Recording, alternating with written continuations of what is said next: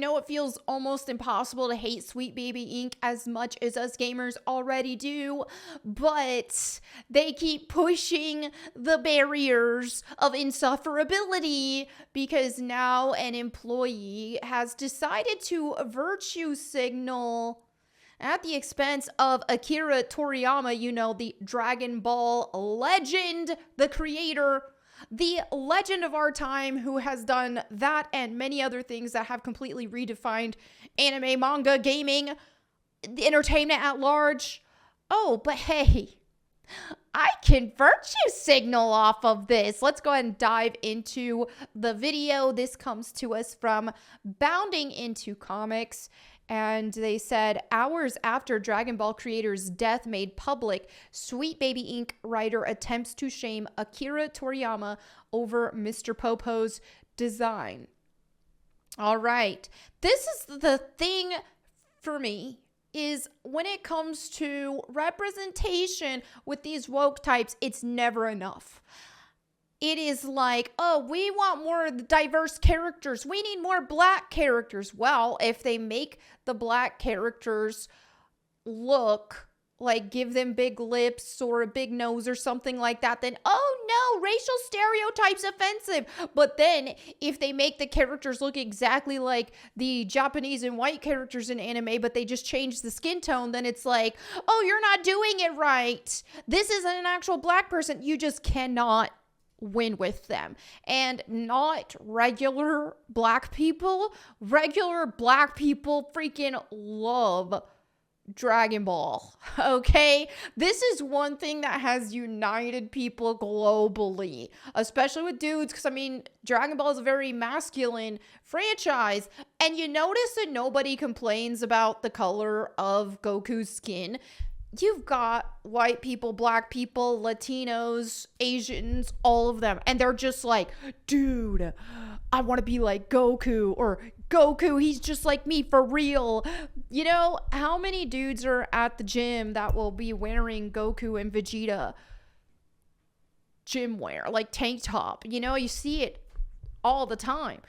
And, you know, that is one thing that really shows that this whole, oh, we have to be seen, we have to have characters that look like us for representation, that really just shows that that's not the case. Make good characters and everybody will freaking like them. I don't need a character to look like me to like them. So let me continue. This is zero sugar, by the way. I'm still on my carnivore grind. All right. So it seems that in addition to diversity and inclusion, Sweet Baby Inc. also includes never letting a tragedy go to waste among their core values. As just hours after the tragic passing of Dragon Ball creator Akira Toriyama was made public, company writer Chris Kindred attempted to grandstand on his grave by raising the tired and absolutely false argument that the mangaka's design of series mainstay, Mr. Popo, was nothing but a racist caricature of black people. As announced by the Dragon Quest co-creators' own Bird Studio and the independent company currently responsible for the Dragon Ball IP Capsule Corp Tokyo, on March 7th, the esteemed mangaka passed away roughly a week at the age of 68. His reported cause of death being an acute subdural hematoma, in layman's terms, a pooling of blood in his brain. It's our deep regret that he still had several works in the middle of creation with great enthusiasm. Redbird Studio and Capsule Corp Tokyo's message confirming the tragic news. Also, he would have many more things to achieve. However, he has left many manga titles and works of art to this world. Thanks to the support of so many people around the world, he has been able to continue his creative activities for 45 years. How inspiring is that? That is very inspiring. All right, so the morning after this announcement caused heartbreak across the globe, Kindred, who is perhaps best known for having been the first individual involved in the ongoing discourse surrounding his company to call for direct action against an ideological opponent in the form of a false reporting campaign directed towards the administrator of the Sweet Baby Inc. Detected Steam Curator list, took to Twitter not to offer his condolences, but rather to set up a racially charged soapbox on the mangaka's grave. And here he says, Toriyama gave us the best and worst black characters in anime in the same series. It took range to do that. Trying to get some virtue points. You know, hey, this is a perfect opportunity for me to get some points. While Kendrick did not specify who among Dragon Ball's extensive cast he considered to be the best and worst black characters in anime, in light of the years of debate surrounding his design, it's more than likely that the character who drew the latter label was none other than Mr. Popo. I think his design is fantastic.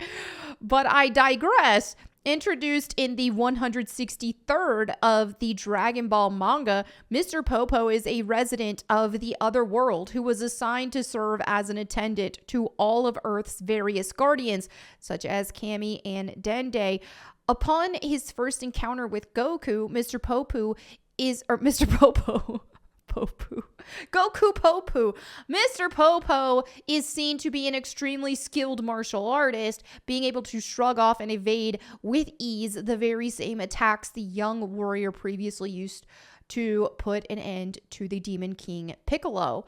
After Goku proves his worth as a warrior by ascending to the top of Kami's lookout, Mr. Popo spends the next 3 years helping him train and improve his skills in service of killing Piccolo's son, Piccolo Jr., at the then upcoming World Martial Arts Tournament.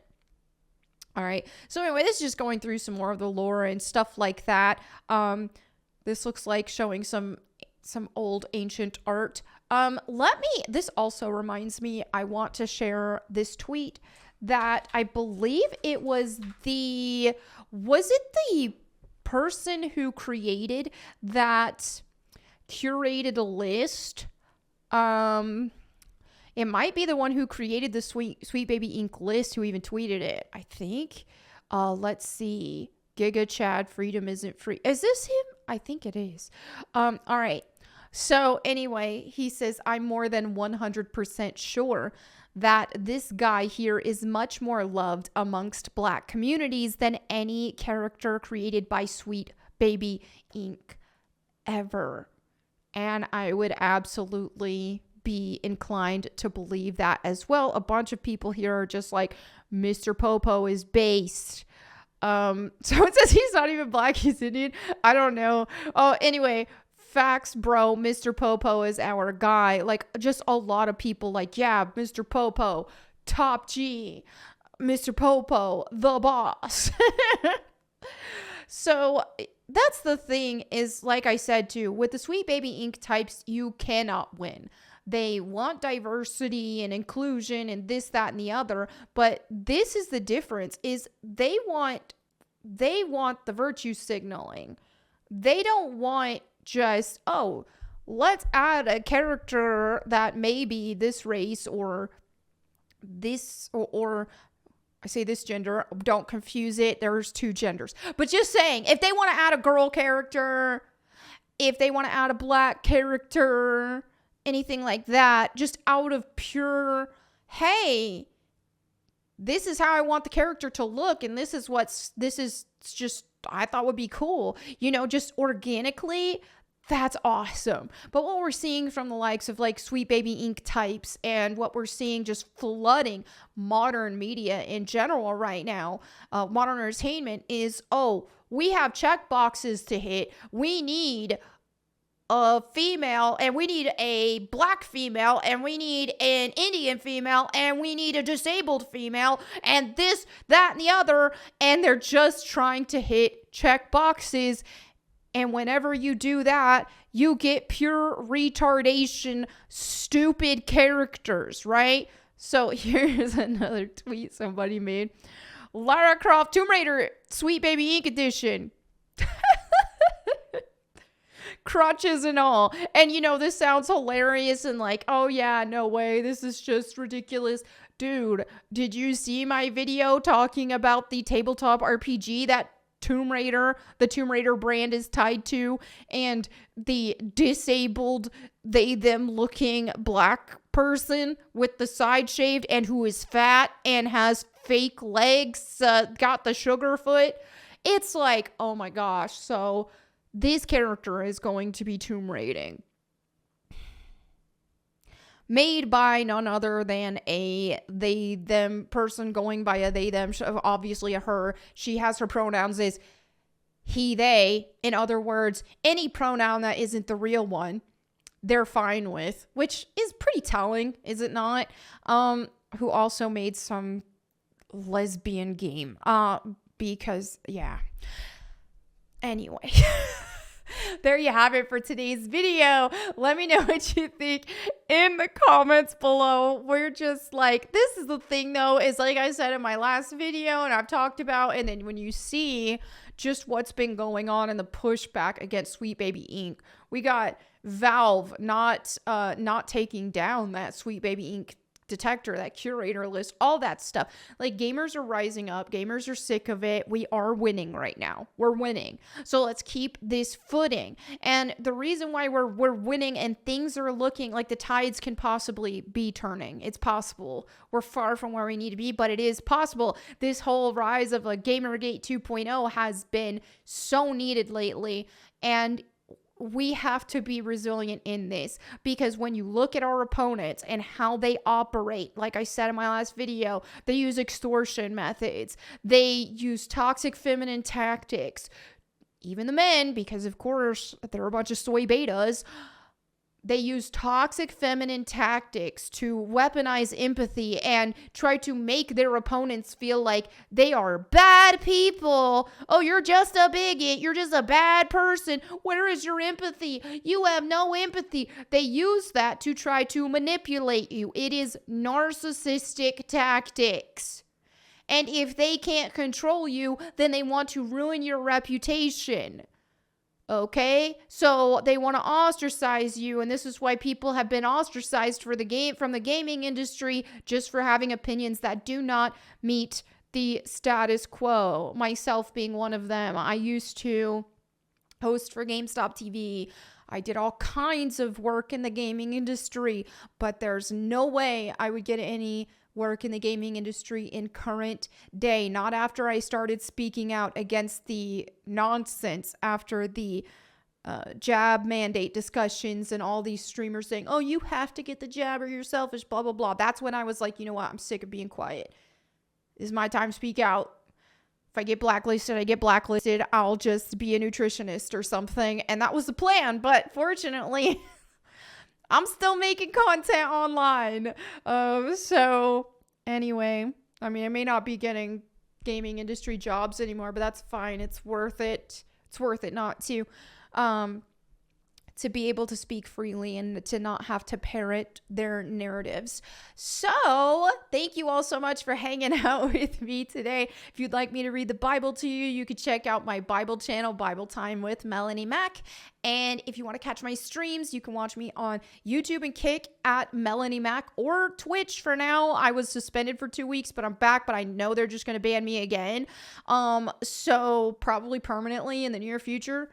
But yeah, I will be multi-streaming and doing all that. I've been playing through the Tomb Raider remasters and would love to see you guys on my streams there.